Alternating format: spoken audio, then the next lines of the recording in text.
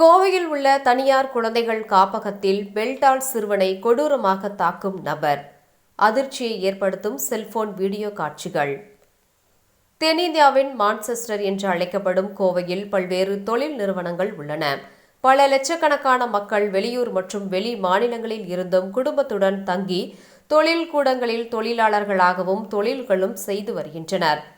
தொழில்துறைகள் ஒருபுறம் வளர்ந்து வரும் நிலையில் அதற்கேற்ப பல்வேறு மோசடிகளும் நாளுக்கு நாள் அரங்கேறி வருகின்றது. இந்நிலையில் குழந்தைகள் காப்பகம் என்ற பெயரில் பதிவு செய்து குழந்தைகளுக்கு உணவு உடைகள் அளிக்க வேண்டும் என்று கோவை மாவட்டம் முழுவதும் தொழில் நிறுவனங்கள் வீடுகளுக்கு சென்று நன்கொடைகள் என்ற பெயரில் வசூலில் ஈடுபட்டு வருகின்றனர் சிலர்.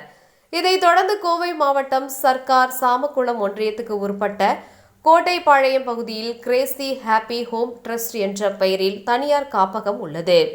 தாய் தந்தை இல்லாத ஆதரவற்ற சுமார் 26 குழந்தைகளை பராமரிப்பதாக கூறப்படுகின்றனர். அங்கு குழந்தை ஒன்றை அங்குள்ள நபர் ஒருவர் பெல்டால் கொடூரமாக தாக்கும் செல்போன் வீடியோ காட்சிகள் வெளியாகி அதிர்ச்சியை ஏற்படுத்தியுள்ளது. இதுகுறித்து மாவட்ட நிர்வாகம் மற்றும் காவல்துறையினர் உரிய விசாரணை நடத்தி உரிய நடவடிக்கை எடுத்தால் மட்டுமே தாய் தந்தையரை இழந்து ஆதரவற்று தவிக்கும் அந்த குழந்தைகளின் எதிர்காலம் பயனுள்ளதாக அமையும் என்பது அனைவரின் கருத்தாக உள்ளது.